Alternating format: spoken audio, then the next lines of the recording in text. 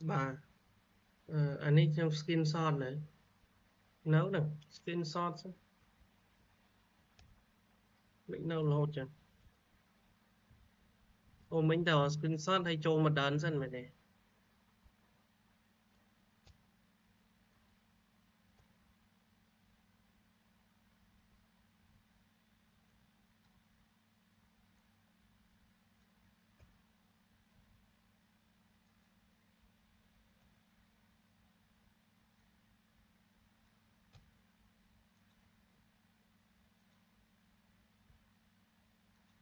bà ok nhưng bật anh ấy mũi nhưng bật card file mũi thứ mấy cái JS đọc bấy dot 18 ở đấy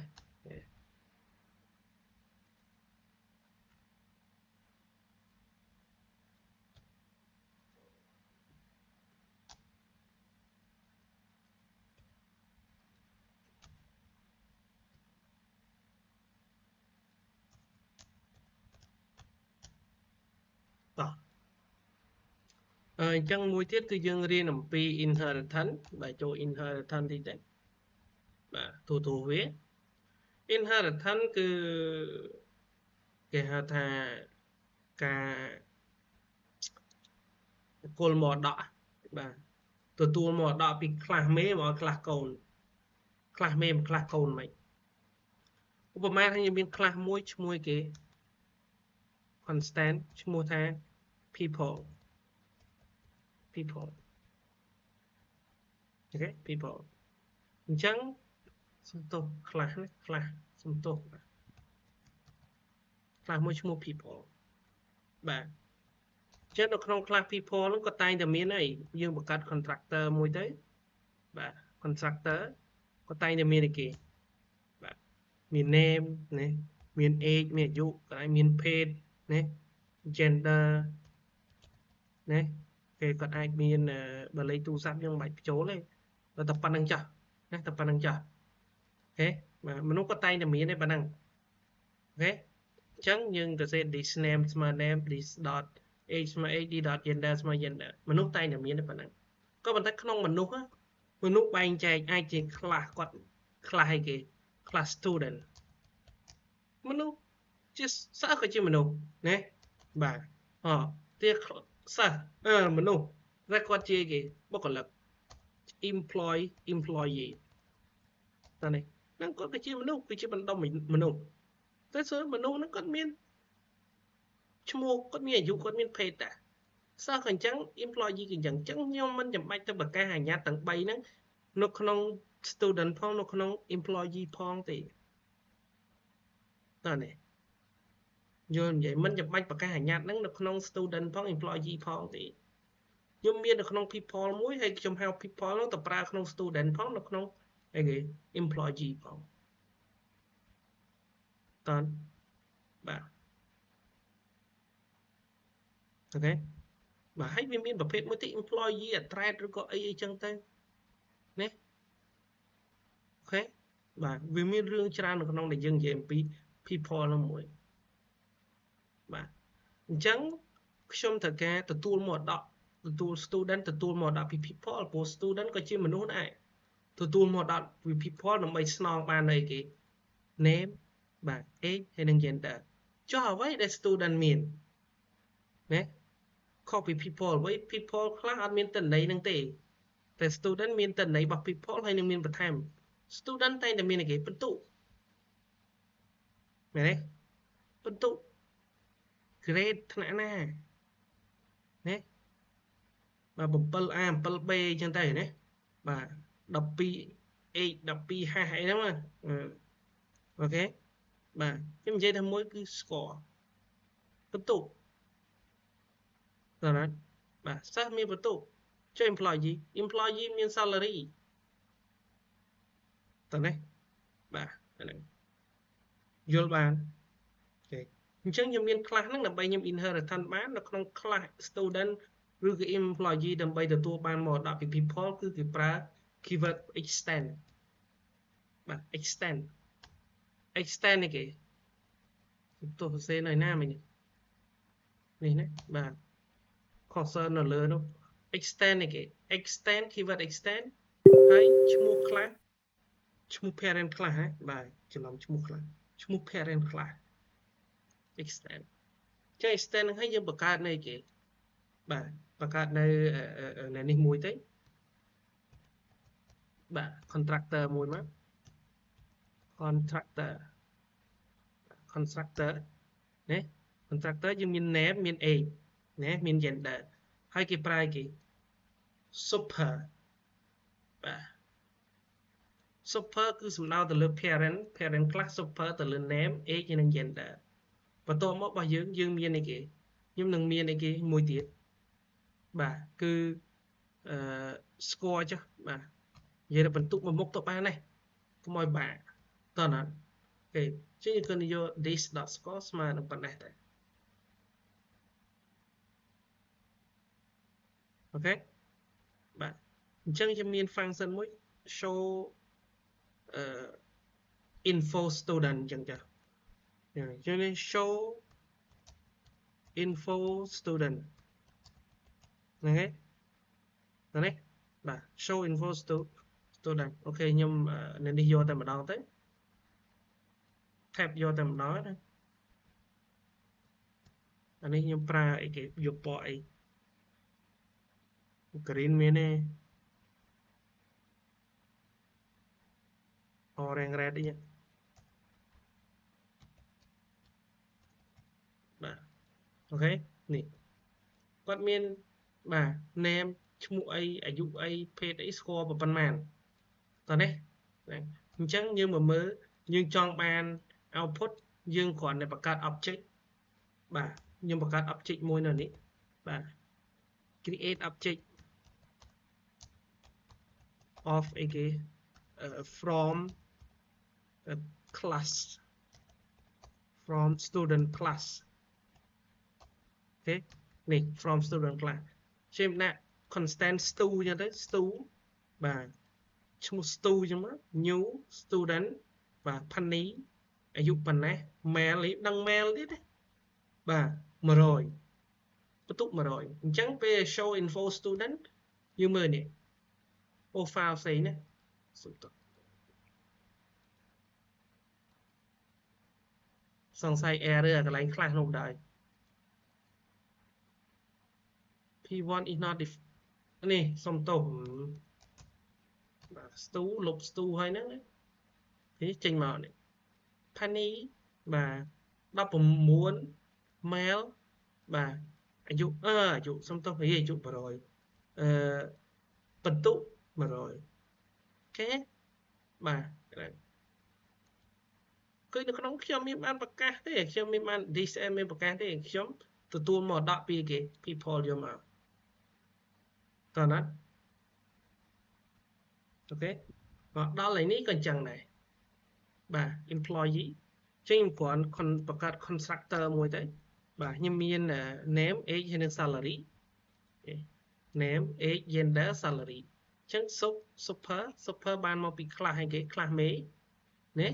super មកបាទវងកញ្ចក់ហើយចំពោះអាញាដែល super យើងបោះទៅឲ្យណាបាទ keyword យើងអាច keyword ក៏បានយើងគិតថា function built in function របស់ JavaScript built in function super ហ្នឹងអូខេហើយ this.salary គឺជាអាញាថ្មីដែលយើងបង្កើតស្មើទៅនឹង salary តើនេះស្មើនឹង salary នេះបោះមកជឹងយើងអាចមាន function មួយ show info អីគេបាទ show show info employee ឈ្មោះអីភេទអី gender បាទនេះបាទ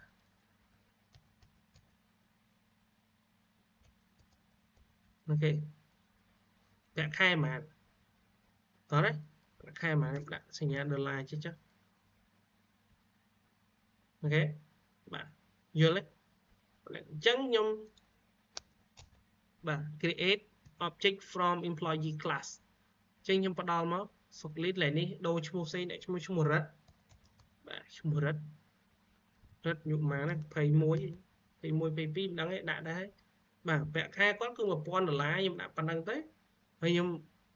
emp.show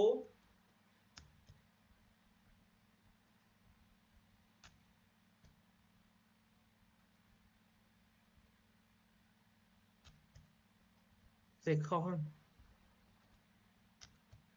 show បាទ info employee ណា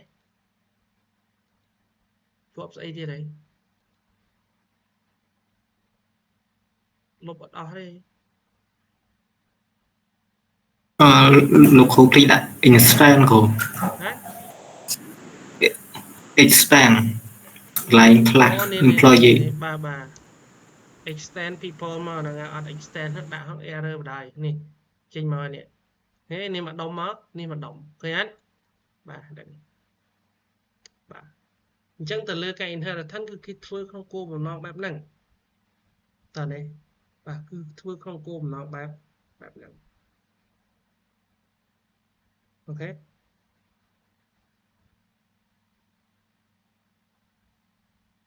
ល់ទេបាទហើយនៅក្នុង OP ហ្នឹងវាមានទិន្នន័យខ្លះទិន្នន័យมันអាចឲ្យគេទាញយកទៅប្រើបានហើយទិន្នន័យខ្លះអាចឲ្យគេយកទៅប្រើបានអញ្ចឹងវាមានប្រភេទពីរហ្នឹងទេ private public គឺគេផ្ដោតសំខាន់ទៅលើពីរហ្នឹងគេហៅថា encapsulation បាទ encapsulation គឺគេដូចខ្ញុំនិយាយមិញសំដៅទៅលើពពួកទិន្នន័យជា data ឲ្យគេ inheritance បាននិង data ឲ្យគេ inheritance មិនបានដូចខ្ញុំនិយាយថាអញ្ចេះចំពោះគេដំណើរមរតកតាយើងចែកឲ្យឪពុកយើងមិនមែនគាត់ចែកទាំងអស់ទេគាត់មានរបស់គាត់មិនទុកសម្រាប់គាត់ចាស់ទៅឬក៏ពេលគាត់ស្លាប់ទៅអញ្ចឹងទៅចាគាត់មិនមែនក្នុងការ inheritance ឲ្យទាំងអស់ទេអញ្ចឹងក្នុងខ្លះនេះក៏អញ្ចឹងដែរណាខ្លះបាទខ្លះ people ក៏អញ្ចឹងដែរពេលខ្លះក៏ឲ្យ inheritance ទាំងអស់ពេលខ្លះក៏អត់ទៅបាទយល់ឧបមាថាក្នុងកន្លែង employee គេមានខ្លះ people ទេគេមានខ្លះ employee ហើយ student នេះគឺ extend ពី employee មកអញ្ចឹងគេ extend ឲ្យតែ name gender ហើយនឹង age ទេសម្រាប់ salary វាឲ្យ extend យកទេអាហ្នឹងឧបមាថាអត់មាន people មានតែ employee ហើយ student បាទនេះដោយសារ salary គេប្រើជាមួយនឹង employee បាទ student អត់មាន salary ទេអញ្ចឹងណាបាទអាហ្នឹងគេបើក extend គេបើកឲ្យក្នុងការ inheritance តើណាបាទយល់ទេទីតទៅខ្ញុំទៅបាទ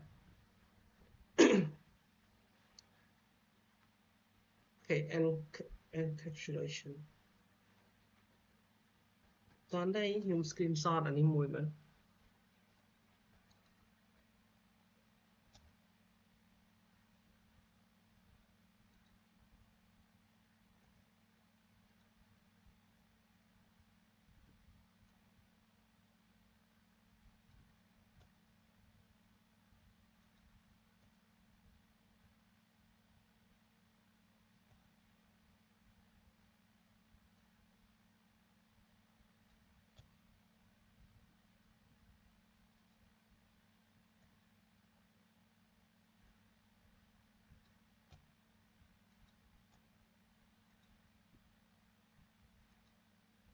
បាទ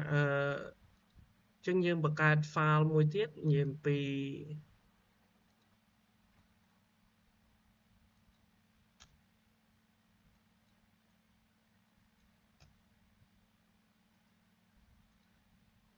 JS14.html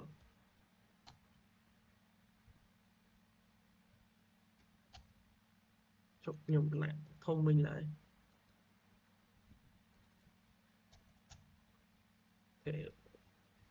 ដាក់នៅក្នុងនេះហ្មងទៅរៀនក្នុងនេះអា file នោះចាំរៀនមេរៀនផ្សេងអូខេចឹងនិយាយរឿង encapsulation សិនណាបាទ encapsulation ផ្សេងចេះ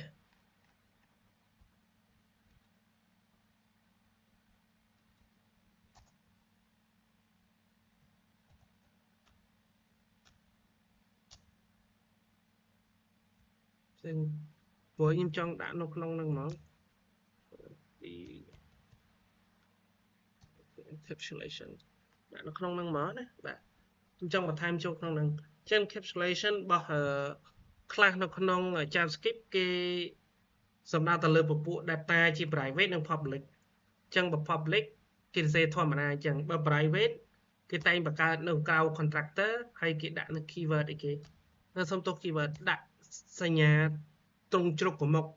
ហើយលើឧទាហរណ៍ថាID ចាស់ណា ID ដំបូងខ្ញុំឲ្យគេបាទទៅទេចាស់ណាចឹងឲ្យតែមានសញ្ញាត្រង់ជ្រុកពីប្រមុខគឺជា private data มันអាចក្នុងការ inheritance បានទេតើណាបាទ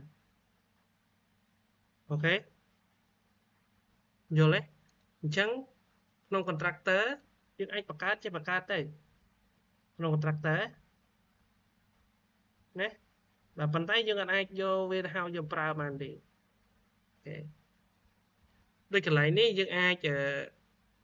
stu.your name.your age.your gender.your score បានដើម្បីយកមក output ប៉ុន្តែក្នុងនេះបើសិនយើងបង្កើត object ចេញពី people អាចយក ID យកទៅប្រើបានទេតើនេះ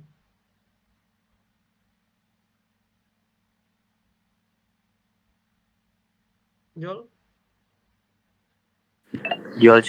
បាទអញ្ចឹងនៅក្នុងហ្នឹងបើសិនបើយើងទាញមកដល់ទៅវា error ឥឡូវ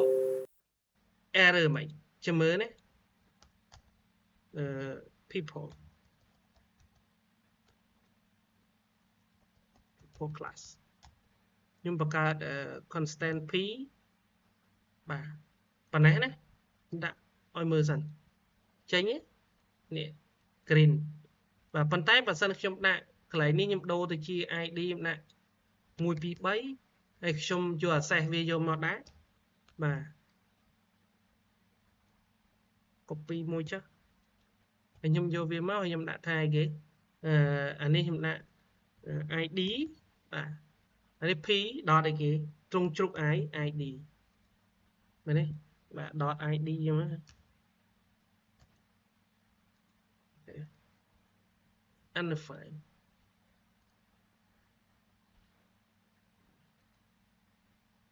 ពី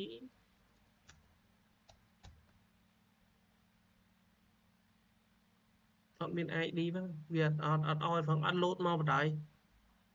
អត់ load មកហ្មងណាឥឡូវយើងសាកប្រើវិធីសាស្ត្រនេះមួយឃើញទេបាទប្រើវិធីសាស្ត្រនេះមួយតើវិធីសាស្ត្រមួយគឺខ្ញុំដាក់វិធីសាស្ត្រ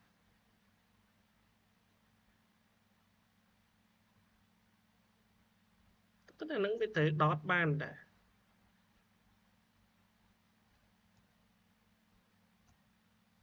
dot ត្រង់ជ្រុក ID error បណ្ដោយ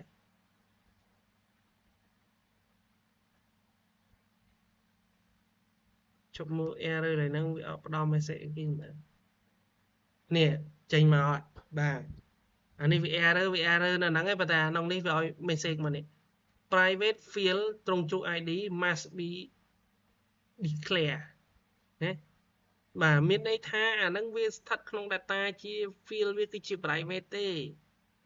វាប្រកាសវាជា private ទេមិនអាចទាញយកមកប្រើបានទេ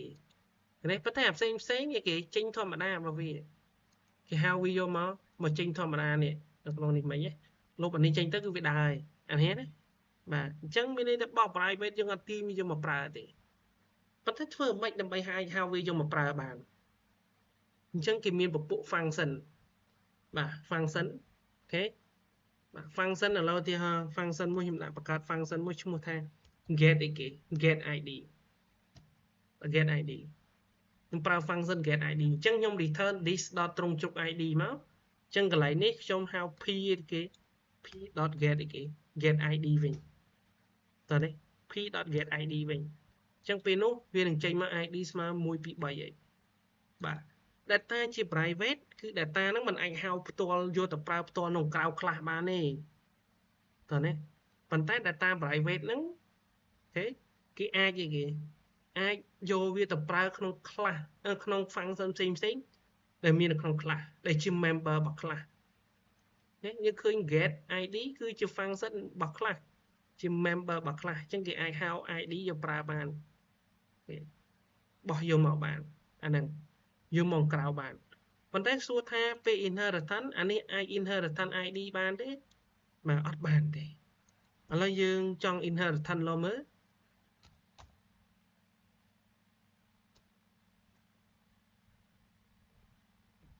បាទដាក់នៅនេះចុះ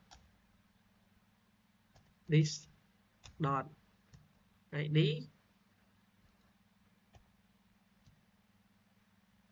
ស្មើ id បាទខ្ញុំដាក់នៅឡើយនេះខ្ញុំ inheritance មាន id ចុះអូខេ id នេះណា id ហើយទៅពេលបង្កើត object របស់នៅនេះមិញនេះ show info អីគេបាទ id នេះណា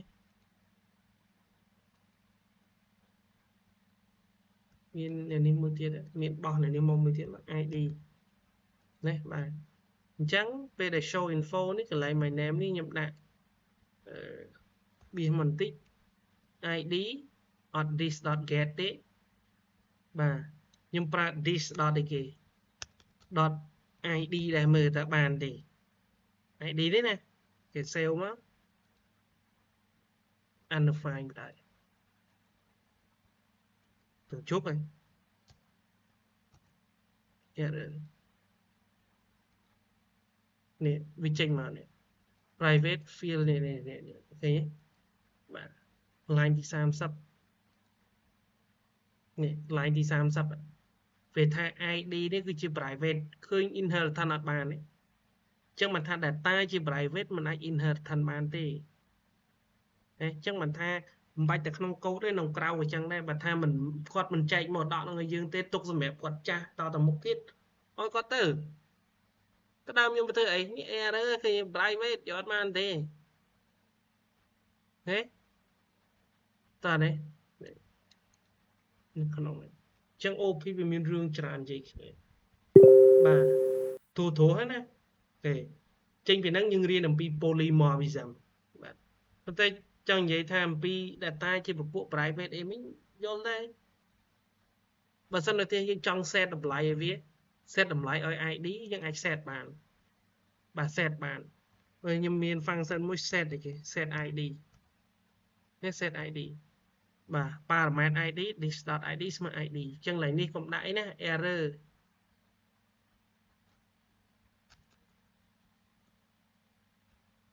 error ទេបាទនេះកុំអីណាបាទ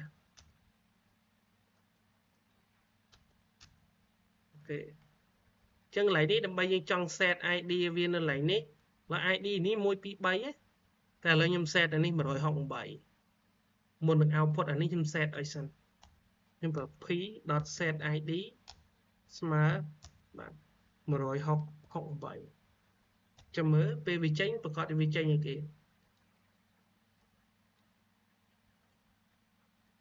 168អាហ្នឹងក្នុងការ set យើងអាចហៅអាញាត់នឹងយកមកប្រើហ្មងបានទេតែការតាមរយៈអីគេ function របស់វា